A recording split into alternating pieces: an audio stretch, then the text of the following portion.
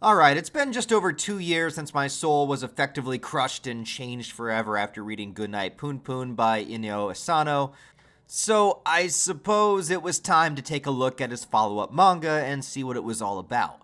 Though I hadn't planned on doing so this soon, but I got a request from a Patreon supporter of mine named Brett to read the very first volume and give you guys my impression on this manga called, Dead Demons Dededededestruction. Yeah, that's actually the title. But, as a man of my word, I read through the very first volume and I decided that I could not fulfill the request because I had to read this whole goddamn manga and figure out just what the hell is going on. So, one volume wasn't enough. I got addicted. So, Brett, if you're watching, thanks so much for the Patreon donation, man. I really appreciate it. But I'm going to review more than just the first volume. I'm going to talk about the whole goddamn thing.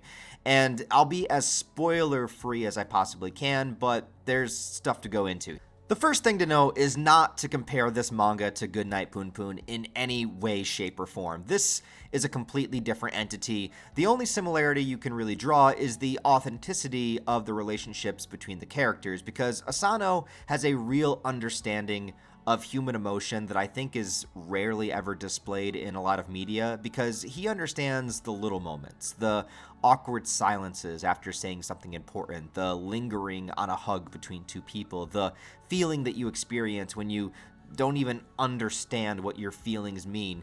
He pays really deep, close attention to the expression going on within a character, and as a result, both Poon Poon and this story are intensely character-focused rather than having a strong plot-driven narrative. It's more about how the characters feel, how they react, interact with each other, and their current situation, while also simply going through life.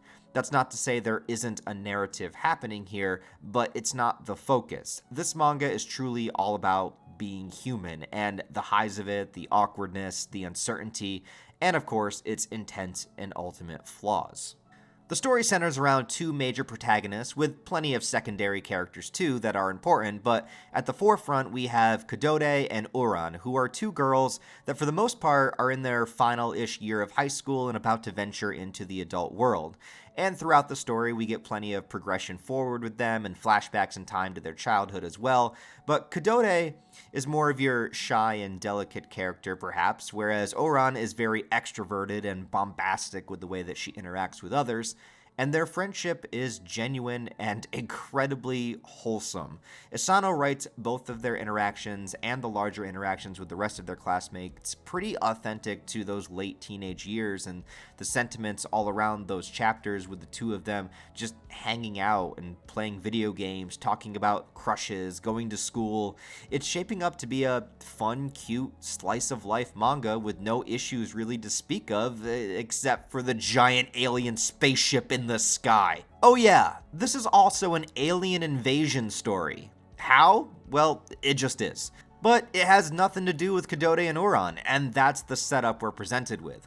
What I found incredibly interesting about this manga is, since it's actually very recent, it was published from 2014 to 2022, all of the technology and terminology and internet slang is pretty up to date, and if alien spaceships began to descend upon the planet, humanity as a whole would react in a bunch of ways that seem like a joke, but I think if anything the last few years have proved, it wouldn't be a joke. This is 100% true. They would just be posting memes online, making Twitter posts about it, taking selfies in front of crashed ships, and the government elites that run the world would want things to continue as normal as possible. After all, society can't cease to function because that's too much of a risk to economies and businesses. So, as these giant spacecraft slowly cascade upon the planet, military units of the world plan their counterstrike while also trying to keep civilization as calm as possible.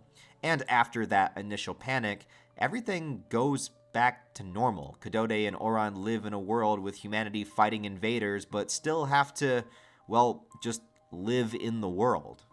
Now, there's definitely commentary going on. One is obviously living in a world that's crumbling around you, but everybody pretending to go on as normal. You also have the media and the world leaders painting a picture of the reality that's at play, that being that these deadly alien invaders are hostile and must be destroyed, justifying various military takeovers, restricted areas, and all of the devastation that can happen at any time, destroying lives and families for the quote greater good. But as a regular living person, just an individual, you don't see any of these things. You don't see the aliens attacking. They are told via news outlets and from the leaders what's happening, but where is it? All most people see is a spacecraft hovering above, but there's no time to think about it. Must get on with life. And so they do, and the world leaders do as they please in the process. But all of that is secondary to the characters. For pretty much the first half of this manga, most of the invader stuff is kept in the background as a background idea, something that we gotta deal with. Maybe a power outage here or a crashed spaceship over there, but not enough prominence to take away from Kodode freaking out because she has a crush on her teacher or Oran wanting to play a bunch of video games.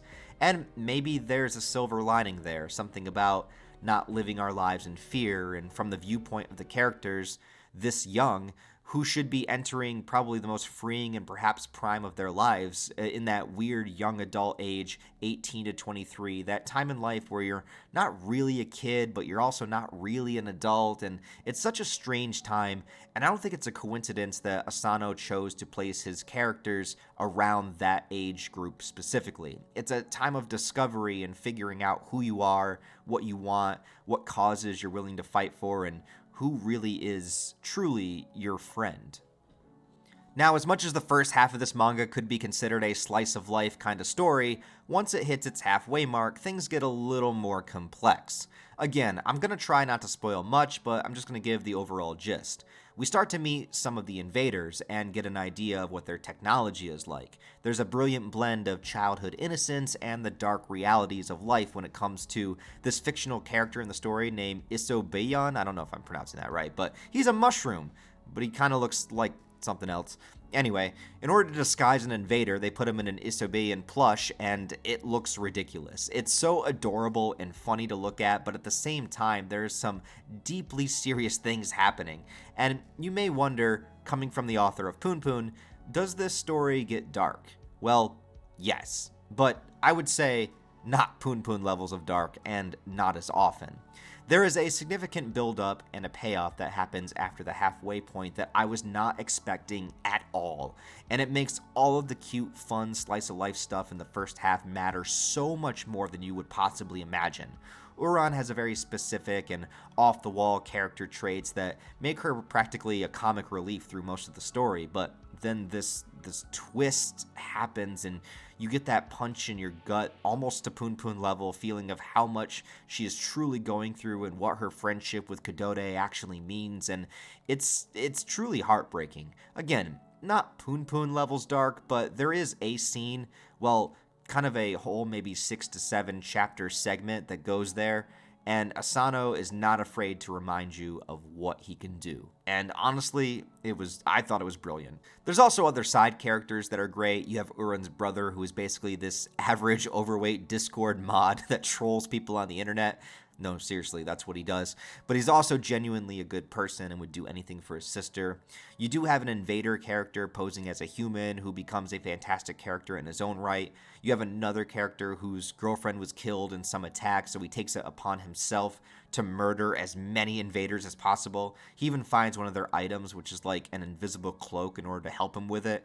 Again, cute, wholesome series for 80% of it, but he goes there when he needs to. The final act of this manga ramps up into a true apocalypse-like scenario, and it's this feeling of the inevitable, something everybody knows is going to happen, but nobody wants to think about having to face. So perhaps again, one of the manga's messages is to value the time with the people that you love, because everything in life is temporary. Not just because we will all die someday, but because things just change. Calamities happen, people leave, people change, the world changes.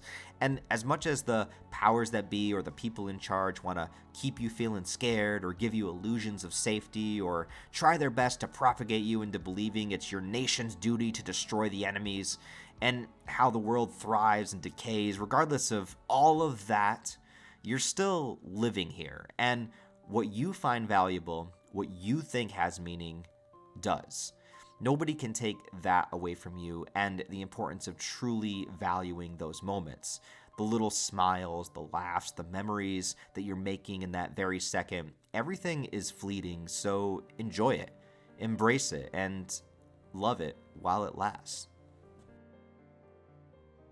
Now, if there's any criticisms I can give, most of it would come with the final few chapters. They work as a good enough epilogue, but out of 100 chapters, I think I personally would have ended it around chapter 88, which will probably upset a lot more people than the actual ending, but it just felt so fitting, and the ending that we do get, I understand it. It's going to make you feel a lot better about everything, but I don't know, maybe I'm just a masochist at heart. I don't know what it is. I could have been perfectly content with the story without that final segment. But that's just my personal preference. Also, Asano draws some really wacky looking characters in this manga. Most people look like people, but some it felt like he was just like, screw it, I'm gonna draw this person as a goober. And no, it's not an alien in disguise. It's just a weird looking dude. Also, there's this.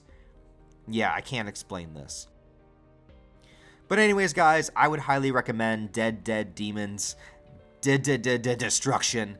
And yeah, that title. You know what? I think explaining the title is a little bit of a spoiler, but trust me, about the halfway mark in the manga, you'll get it. So let me know, guys. Have you read this manga, or have I sparked your interest in it at all? Let me know your thoughts and feelings down below in the comments. Also, please like the video and comment to help it in the algorithm. I'd appreciate it if you did so. And don't forget, I do have a playlist of all of the manga reviews that I've ever made, so you can check that out, see if I've talked about your favorite yet, or get some recommendations for something new. You might find something you like there. Other than that, guys, thank you a lot for watching this video. I really, truly appreciate it, and I'll talk to you next time.